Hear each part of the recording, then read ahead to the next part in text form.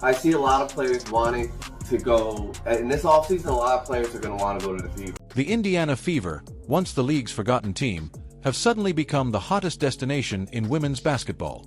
The reason? 2 words: Caitlin Clark.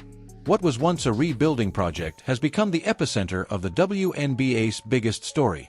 4 years, free agents stayed away. The Fever were young, inconsistent, and far from contention. But now, everything has changed. Players across the league, from all-stars to champions, are eyeing Indiana, and they're doing it for one reason: the chance to play alongside Caitlin Clark.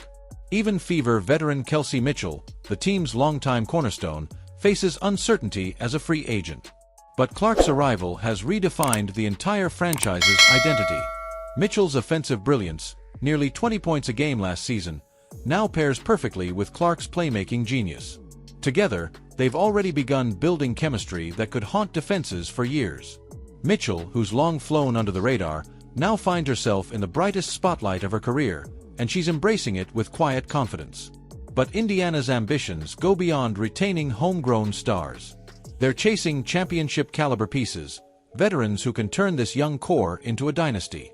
And at the top of that list is former MVP and 9-time All-Star Nneka Ogwumike. Known for her leadership, versatility, and efficiency, Nneka represents everything a championship team needs. She's already praised Clark's maturity and impact on the game. Pairing Ogwumike's experience with Aaliyah Boston's power in the paint would create one of the most complete frontcourts in basketball. But the Fever might have their eyes set on the future as well, and that's where Satou Sabally enters the picture. At just 25, Sabally has become one of the league's brightest stars. Her 2023 breakout season showcased not just athletic dominance, but a rare ability to influence both ends of the court. She's even spoken openly about Clark's impact, calling her a generational talent who's changing women's basketball. Sabally's connection to Fever GM Amber Cox, her former boss, only adds fuel to the rumors.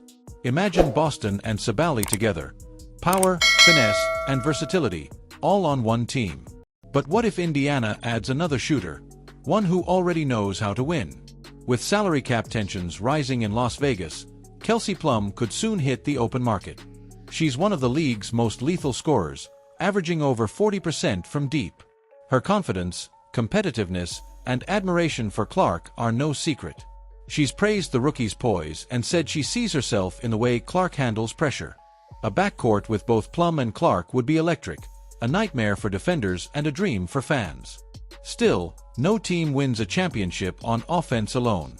Indiana knows they need defense, grit, hustle, and leadership on the other end of the floor. Enter Gabby Williams. A two-way force and Olympic medalist, Williams has proven she can shine under pressure. Her defensive instincts and court vision make her the kind of player every contender needs. She's admired Clark since her college days and could bring balance to the Fever's explosive style. Together, they'd form a fast, fearless, and unpredictable lineup capable of turning defense into instant offense. But sometimes, the most important pieces are already in-house. Temi Fagbenle may not be a household name, but when she's healthy, her impact is undeniable. Her injuries limited her time last season, yet her presence transformed Indiana's defense. When she played, the Fever were one of the league's toughest teams to score against. The organization knows her value, and they'll do everything they can to keep her. Meanwhile, one of the league's most resilient guards, Odyssey Sims, has been proving she still belongs among the elite. After bouncing between teams, she's found her rhythm again, attacking the rim, creating plays, and showing the fire that once made her an all-star. Sims has spoken highly of Clark's unselfishness and leadership, and her veteran presence could take pressure off the young star's shoulders. And then, there's Kia Nurse. Once sidelined by injury, she's fought her way back to form, a fearless shooter with Olympic experience and an unshakable work ethic. Her return to elite play has turned heads, and she's made it clear she respects what Clark brings to the league. Nurse's shooting and maturity would make her the perfect complement to Indiana's growing arsenal. But perhaps the most intriguing possibility of all lies with a legend, Tina Charles. An MVP, 8-time All-Star, and one of the greatest ever to play the game. She's done everything but win a championship. And now, as she enters the twilight of her career, the idea of joining Caitlin Clark, of helping to lead the next great WNBA story, could be the perfect ending to her journey.